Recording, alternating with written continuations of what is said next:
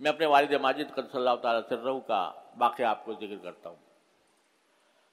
حضرت والد ماجد قدس اللہ تعالیٰ سرہ دارالعلوم میں صدر مفتی تھے، استاد حدیث تھے، اور آخری تنخواہ جس کے اوپر چھوڑا ہے دارالعلوم وہ 65 روپے تھی،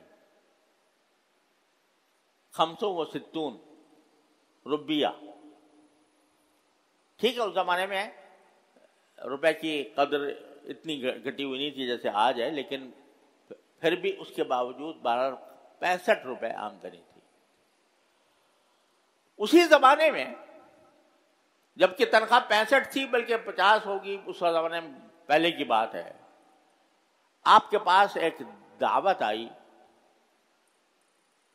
اس زمانے میں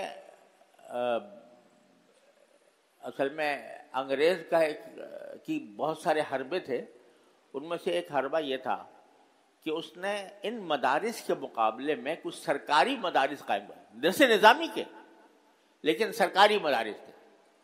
ان کا نام مدارس عالیہ رکھا ہوا تھا. بنگال میں اب بھی موجود ہیں، اور پہلے بنگال میں بھی تھے اور کچھ دوسرے صوبوں میں بھی تھے. وہ مدارس عالیہ کہلاتے تھے. اس میں درس نظامی ہی پڑھا جاتا تھا، علماء پڑھاتے تھے، لیکن سرکار کے زیر اثر تھے، لہذا جو عام علماء تھے وہ اس میں پڑھانے کو اچھا نہیں سمجھتے تھے، کیونکہ پتہ نہیں سرکار کس وقت کیا حکم جاری کر دے اور اپنے تابع بنا لے. اس لیے وہ چاہتے تھے کہ مدارس دینیہ کی جو آزادی اور خود مختاری ہے وہ اس کے ذریعے خراب ہونے کا اندیشہ ہے، لہذا لوگ علماء پسند نہیں کرتے تھے، اگرچہ بڑے بڑے بہت سے علماء وہاں پڑھاتے بھی تھے. تو جس وقت حضرت والد صاحب رحمۃ اللہ علیہ کے پاس پیشکش آئی مدرسہ عالیہ کی طرف سے کہ آپ کو ہم وہاں پر محدث مقرر کرنا چاہتے ہیں اور 500 روپے تنخواہ،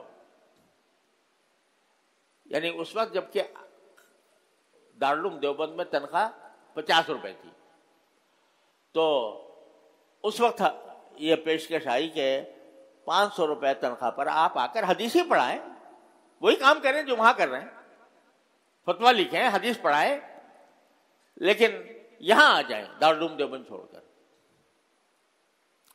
حضرت والد صاحب قدس اللہ تعالیٰ سرہ فرماتے ہیں کہ جب یہ خط آیا تو مجھے ہنسی آئی اور ایک لمحے کے لیے تردد بھی پیدا نہیں ہوا، اور میں نے اس کے جواب میں ان کو ایک متنبی کا شعر لکھ دیا.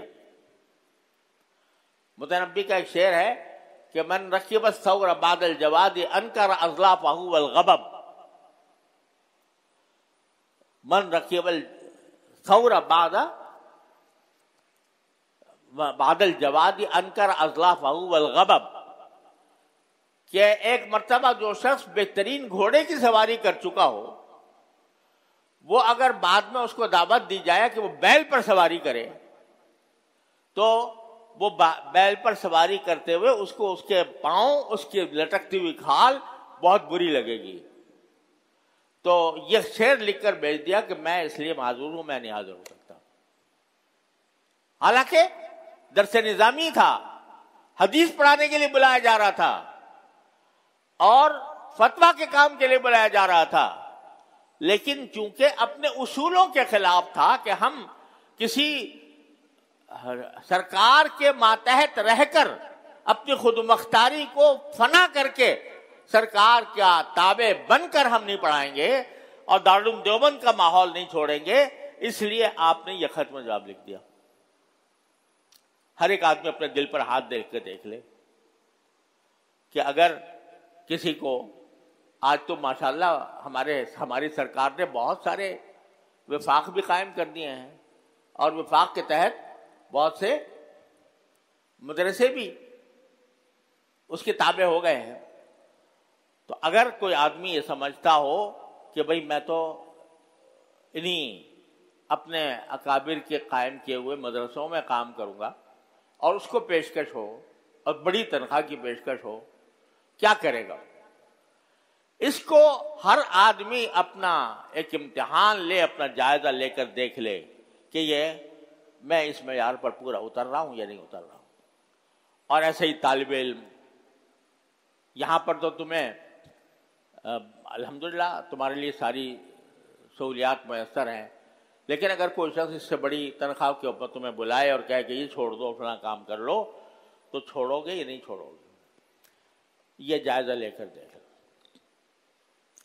بہرحال سب سے پہلا سبق اپنی نیت کو صحیح کرنا ہے. اخلاص للہ، جو کام کروں گا اللہ کی رضا کے لیے کروں گا. نہ پیسے مقصود ہوں گے، نہ جاہ و منصب اور شہرت مقصود.